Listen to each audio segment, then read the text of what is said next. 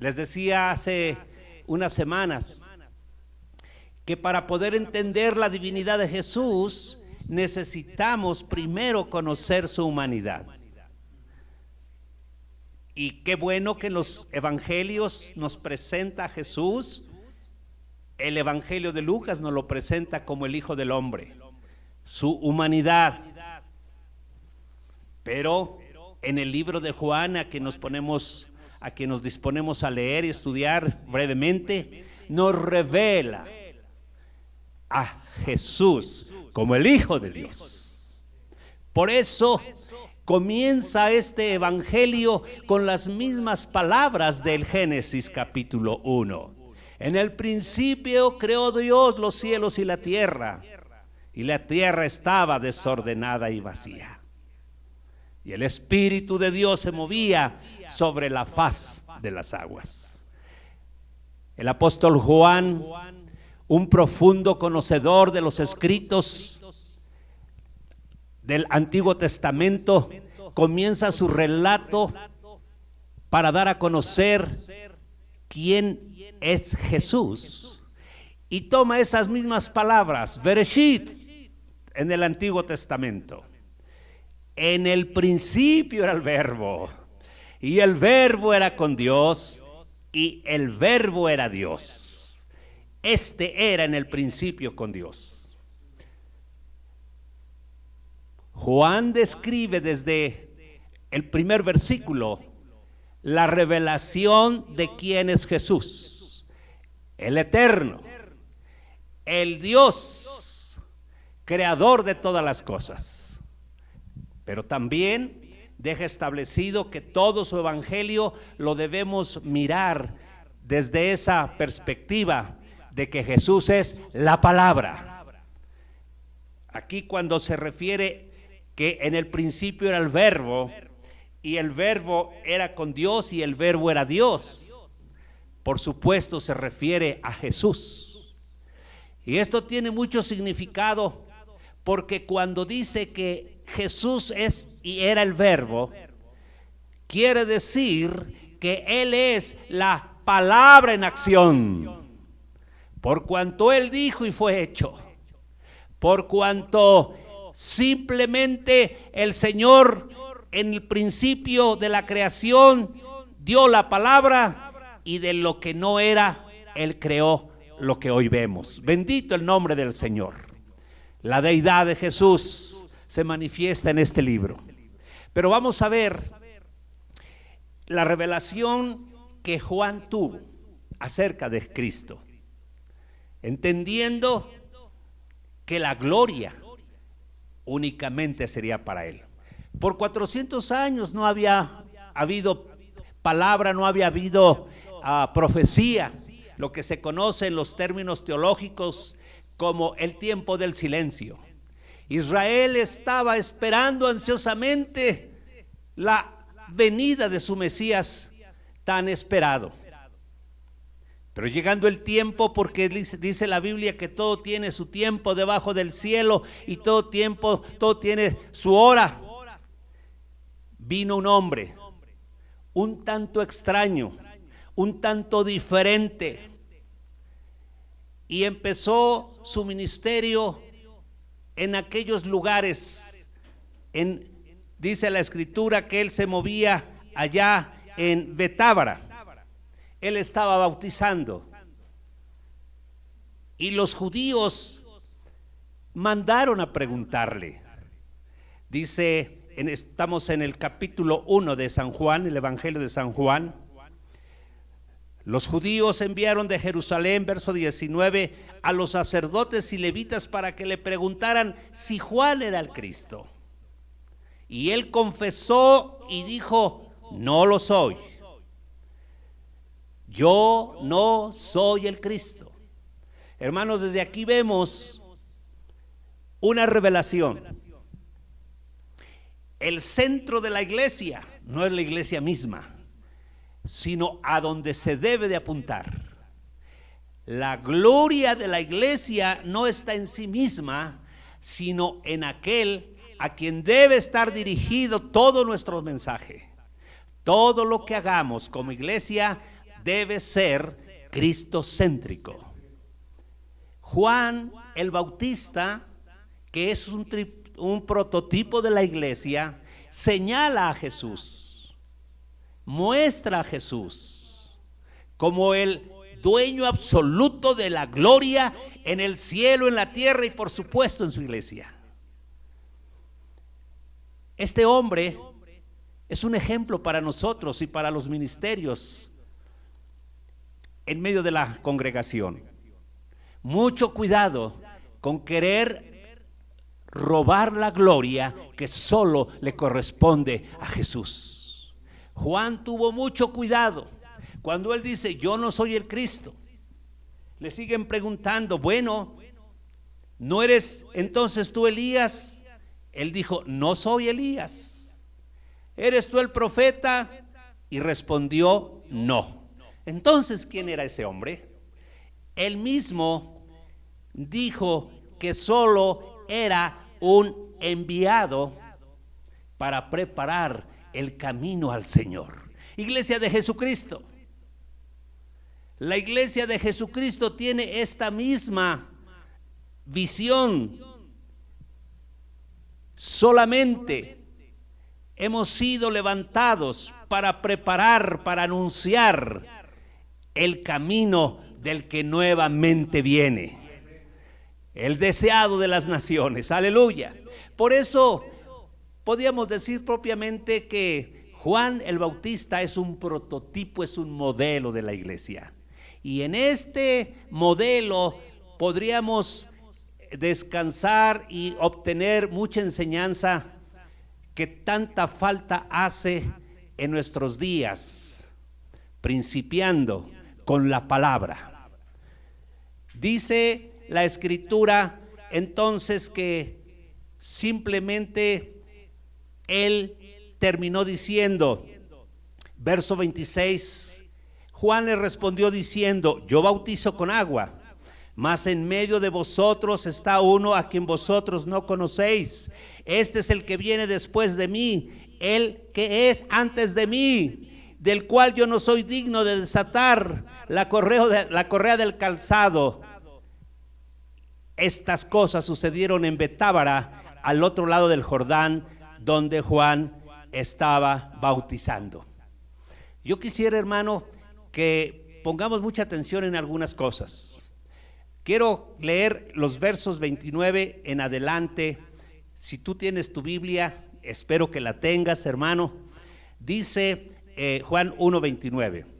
Al siguiente día, mira, Juan es tan cuidadoso y Juan tiene en mente los días de la creación, que hace mención de por lo menos los 3 primeros días, aleluya, del ministerio de Jesús. Nota esto, dice: el siguiente día, di conmigo, el primer día de la aparición de Jesús públicamente. El siguiente día vio Juan a Jesús que venía a él y dijo: he aquí el Cordero de Dios que quita el pecado del mundo. Iglesia, aquí hay una gran revelación. Nosotros tenemos que entender que ha sido Jesús el que ha venido a esta tierra. Es Jesús el que va a buscar al hombre. Es Jesús el que va a buscar lo que estaba perdido.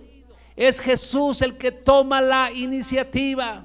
Lo demás se llama religión. Religión es todo lo que el hombre quiere hacer para alcanzar el favor de Dios. Pero la Biblia dice, y aquí Juan lo va a revelar en el pasaje más conocido quizás del Nuevo Testamento: porque de tal manera amó Dios al mundo que envió, que dio a su Hijo unigénito. Es Dios tomando la iniciativa en el plan de redención para el hombre. No es el hombre buscando a Dios, porque dice que todos nos hemos descarriado. Es Jesús el que viene y busca. Dice que el siguiente día vio Juan a Jesús que venía a él y dijo: mire, el reconocimiento en el primer día de Juan, de la revelación de Juan. ¿Qué dijo? He aquí el Cordero de Dios que quita el pecado del mundo. Ahora, no te olvides de algunas cosas.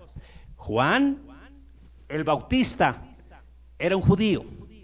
¿Qué había en la mente de Juan cuando él dijo: he aquí el Cordero de Dios que quita el pecado del mundo. ¿Qué cordero tenía en mente Juan el Bautista? Muy probablemente tenía al cordero, al cordero de Abraham. Tú conoces la historia. Dios le dio un hijo a Abraham en su vejez y un día se lo pide en sacrificio. Se prepara Abraham, prepara al muchacho, preparan la leña y se van al monte. La historia dice allá en Génesis 22 que cuando llegó el momento en que Abraham iba a sacrificar, iba a encajarle el cuchillo, el pedernal en el cuerpo del muchacho, una voz del cielo le dice: detente. Y en ese momento Abraham voltea y entre una zarza estaba ahí ese cordero que es una tipología de Jesús. Y de ahí el nombre Jehová proveerá. Jehová proveerá, Él es el proveedor. Desde ahí quiero decirte, hermano, ¿por qué la gloria al Cordero? Porque Jesús es el proveedor para la iglesia en todas sus necesidades. Él se dio a sí mismo. Oh, en el nombre de Jesús, yo te quiero decir, hermano, que en medio de las dificultades que quizás pudiéramos estar viviendo, si tú eres parte de la iglesia de Jesucristo, no olvides que una de las funciones de ese Cordero es ser el proveedor. No te desanimes, no te confundas. Él sigue siendo Jehová Jireh, el proveedor. El Cordero sigue siendo el proveedor. El Cordero no es un relato de la historia del Antiguo Testamento. Jesús es el mismo hoy, ayer y por los siglos. Hoy tu necesidad preséntasela al Señor y Él lo llena todo en todos. El Cristo glorioso, el Cordero que Juan describe aquí, sigue siendo el proveedor. Pero quizás en la mente de Juan, como buen judío que conocía la ley de Moisés, quizás estaba en su mente otro cordero, el Cordero de la Pascua. Y allá en Éxodo 12, quisiera que tú lo puedas checar también. En Éxodo 12, cuando Dios le da las instrucciones tan precisas a Moisés para celebrar la Pascua, encontramos que dice Éxodo 12, verso 3, la indicación de Dios a Moisés diciendo: habla a toda la congregación de Israel. Di conmigo, toda la congregación de Israel, el pueblo de Dios, diciendo: en el 10 de este mes, tómese cada uno un cordero según las familias de los padres. Un cordero por familia, repite, un cordero por familia.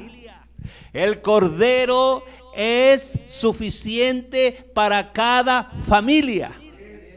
El cordero está atento a lo que sucede en cada familia. El cordero también quiere sustentar, pero aquí la tipología de este cordero es ese cordero que viene a tomar su esencia de lo que fue Jesús en la cruz del Calvario. Hermano, qué bendición que en Cristo Jesús tenemos la redención completa. No necesitamos de otra cosa más que Jesús. Bendito sea su nombre.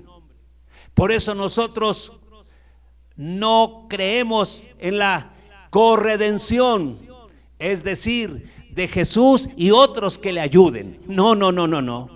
Jesús es suficiente para cada familia. Y sabes una cosa que me bendice mucho. Aquí sigue diciendo Dios a Moisés que si la familia era tan pequeña y era, por decirlo de alguna manera, era mucho cordero, lo compartieran con otra familia. Oh iglesia, si Cristo para ti es suficiente, tu posición debe ser compartirlo a otros. ¿Sabes por qué mucha gente no comparte a Jesús? Porque piensa o se ha dado a la idea que Jesús no lo llena todo. Pero si Jesús llena todo en los corazones, tú puedes salir gozoso, tú puedes ir victorioso diciendo: mira, te comparto de esto que para mí ha sido más que suficiente. No solamente es mi proveedor y me da lo suficiente, sino Él es también mi Salvador. Si Cristo es tu Salvador, si en Él encuentras el perdón de todos tus pecados, entonces lleva esa buena noticia. Y esto es lo que da gloria al Cordero en la iglesia. Gózate, hermano. Pero ¿qué más tenía en mente Juan? Ya vimos que probablemente cuando dice y declara: este es el Cordero de Dios que quita el pecado del mundo, no solamente tenía quizás en mente el Cordero de Abraham, no solamente tenía al Cordero Pascual en este pasaje de Éxodo 12, es muy probable también que pudiera tener en mente a ese Cordero de Isaías 53. Tú lo recuerdas, ¿verdad, hermano? Vamos a ver qué dice Isaías 53. Todos lo conocemos de alguna manera y sabemos que este es el cuadro más maravilloso del Antiguo Testamento, que presenta a Jesús como ese Cordero sufriente.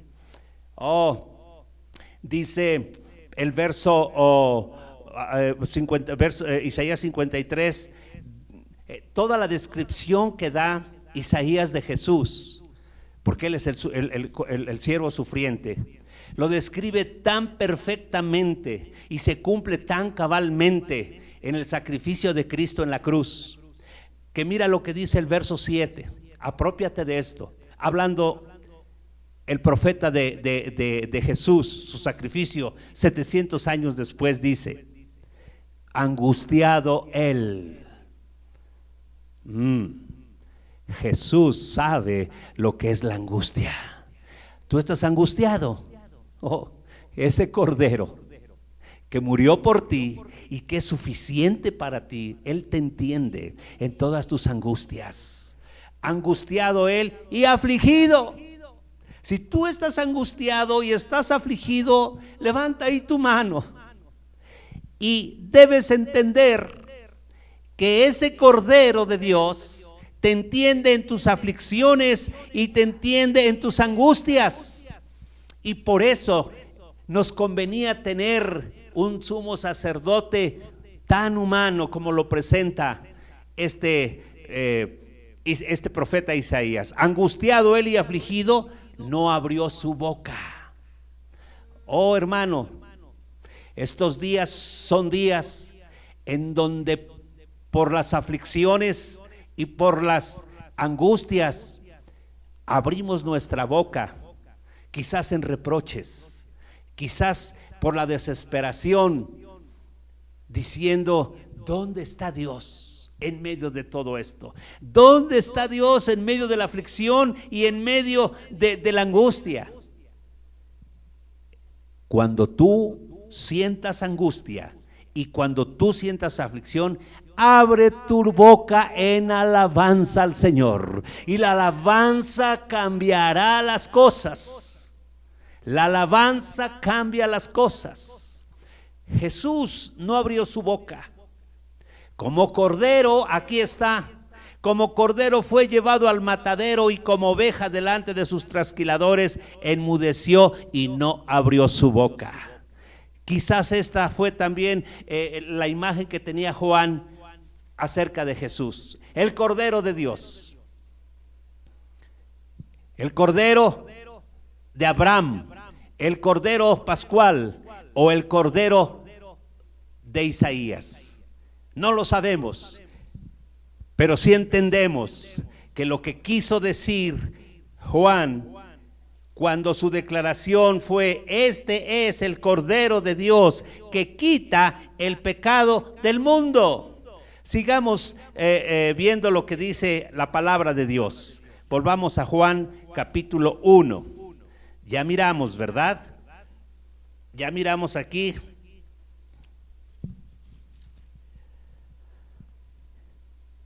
Este es aquel de quien yo dije: después de mí viene un varón, el cual es antes de mí, porque era primero que yo. Y no le conocía, mas para que fuese manifestado Israel, por esto vine yo bautizando con agua. También dio Juan testimonio diciendo: vi al Espíritu que descendía del cielo como paloma y permaneció en él, y permaneció sobre él. Y yo no le conocía. Mira, hermano, aquí habla profundamente de lo que es la revelación de Cristo en nuestras vidas en la iglesia. La revelación de Cristo es progresiva. Si tú piensas que necesitas más revelación, ve a Cristo, ve a la palabra. No esperes que otros te traigan una mayor revelación. La revelación de Cristo es personal. La revelación de Cristo se da en la búsqueda personal que cada uno de nosotros tenga de la persona de Cristo. Dice que Juan no lo conocía, pero Dios le dijo, porque él fue el que lo envió a bautizar, dice: sobre quien veas descender el Espíritu y que permanece sobre él, este es el que bautiza con el Espíritu Santo. Aleluya. La iglesia tiene que seguir buscando la presencia del Espíritu Santo que desciende sobre ella, me refiero a la iglesia ahora, y que permanece. La gloria, la manifestación de la gloria de Dios en la iglesia debe ser la presencia santa y sublime del Espíritu Santo. Esto es lo que hará la diferencia de la iglesia falsa y de la iglesia verdadera. Es el Espíritu Santo de Dios el que sella a la iglesia y que la presenta y que la muestra como la iglesia en donde Jesús sigue siendo el que recibe la gloria. ¿Sabes por qué? Porque una de las funciones del Espíritu Santo es darle gloria al Hijo. Así que, iglesia de Jesucristo, no perdamos de vista la acción del Espíritu Santo. Debe tener como propósito darle toda la gloria a aquel que la merece. Di conmigo: al Cordero de Dios. Bendito sea su nombre. Ahora, en el verso 29 dijo: el siguiente día. Di conmigo: primer día. Verso 35, ¿qué dice? El siguiente día otra vez estaba Juan y 2 de sus discípulos. Fue el segundo día. Y por falta de tiempo no vamos a llegar al tercer día, pero quiero darte revelarte lo que dice el capítulo 2, verso 1. ¿Al qué? Al tercer día. Pues ahí te lo dejo de tareita, ¿verdad? La revelación de Jesús en los primeros 3 días de su ministerio. Pero vamos a ver lo que pasó el siguiente día. Verso 35. El siguiente día otra vez estaba Juan y 2 de sus discípulos y mirando a Jesús que andaba por ahí, dijo: he aquí el Cordero de Dios. ¿Te das cuenta? Tanto el primer día como el segundo día, la confirmación, la afirmación y la reafirmación de Juan el Bautista, ¿qué tiene que? ¿Cuál es? Cristo es el Cordero de Dios que quita el pecado del mundo. Mira, voy a decirte algo, a lo mejor tú dices: ay, no encaja bien en esta revelación. ¿Cuántos años tiene la iglesia de Jesucristo? 2000 años. La Biblia dice que ¿cuántos días son para el Señor? Que 1000 años son como ¿qué? Así que vamos a pensar que ya el primer milenio fue un día, el segundo milenio, segundo milenio, segundo día. Ya van 2 días en la mente de Dios, o sea, van 2000 años de historia de la iglesia. Y durante esos 2000 años, Jesús debe ser y ha sido revelado como el Cordero de Dios. El mensaje no cambia. Pero falta el tercer día. Y ahí te va. El Cordero de Dios, hermano. Hay un pasaje en la Biblia que, como dicen los muchachos, a mí me vuela el cerebro. ¿Sabes por qué? Porque dice que el Cordero de Dios que fue inmolado en la Pascua, ¿desde cuándo fue inmolado? Antes de la fundación del mundo. Échate esa. Porque Jesús es eterno, como Dios es eterno. Bendito sea su nombre. Entonces Jesús no solamente se presenta durante 2000 años como el Cordero de Dios que quita el pecado del mundo, sino eternamente. Tercer día, otros 1000 años. Y me atrevo a decir que cuando venga el milenio, seguirá siendo Jesús el centro de la gloria de Dios en esta tierra. Porque ese Cordero que fue inmolado volverá a esta tierra. Rápidamente vamos a terminar, nomás me dio tiempo de hablar estos puntos, pero tú busca la revelación de Dios. Apocalipsis, vamos a Apocalipsis capítulo 5. Apocalipsis capítulo 5 es el capítulo que muestra la gloria de Dios, no solo en el tercer día, sino en todas las edades. Y verso 6, y miré y vi que en medio del trono y de los 4 seres vivientes y en medio de los ancianos estaba en pie, ¿quién? Un cordero como inmolado,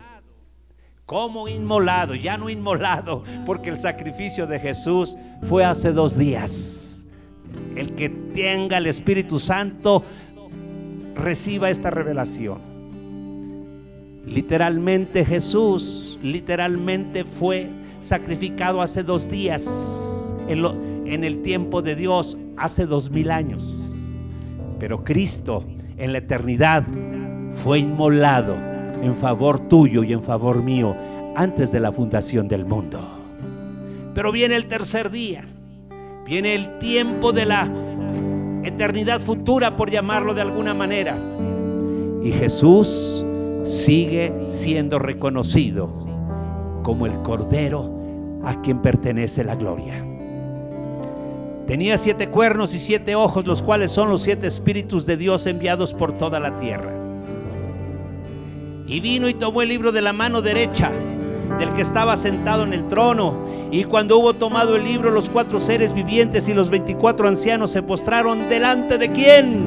Delante del Cordero precioso. La iglesia necesita seguir reconociendo a Jesús y doblar sus rodillas delante del Cordero. Todos tenían arpas, aleluya, y copas de oro llenas de incienso, que son las oraciones de los santos. La oración, la intercesión de la iglesia, así como las arpas, la alabanza, deben de seguir siendo al Cordero inmolado de Dios. La administración, la liturgia de la iglesia debe tener a Cristo como el centro de todo. Y cantaban un nuevo cántico diciendo: digno eres de tomar el libro y de abrir sus sellos, porque tú fuiste inmolado y con tu sangre nos has redimido para Dios, de todo linaje y lengua y pueblo y nación, y nos has hecho para nuestro Dios reyes y sacerdotes, y reinaremos sobre la tierra. Aleluya, bendito el Señor. Verso 13: y a todo lo creado que está en el cielo. Iglesia, tú y yo estamos todavía en la tierra, pero también dice: oí a todo lo creado que está en el cielo y sobre la tierra y debajo de la tierra y en el mar, y a todas las cosas que en ellos hay, oí decir: al que está sentado en el trono y al Cordero sea la alabanza, la honra, la gloria y el poder por los siglos de los siglos. Termino, hermano. Termino con lo que dice Efesios 3, verso 21. Y con esto quisiera que tú alabes al Señor. Y aquel que es poderoso para hacer todas las cosas mucho más abundantemente de lo que pedimos o entendemos, según el poder que actúa en nosotros, A Él sea gloria en la iglesia. A Él sea gloria en la iglesia. La gloria en la iglesia ha sido y seguirá siendo eternamente el Cordero de Dios que quita el pecado del mundo. Oh, bendito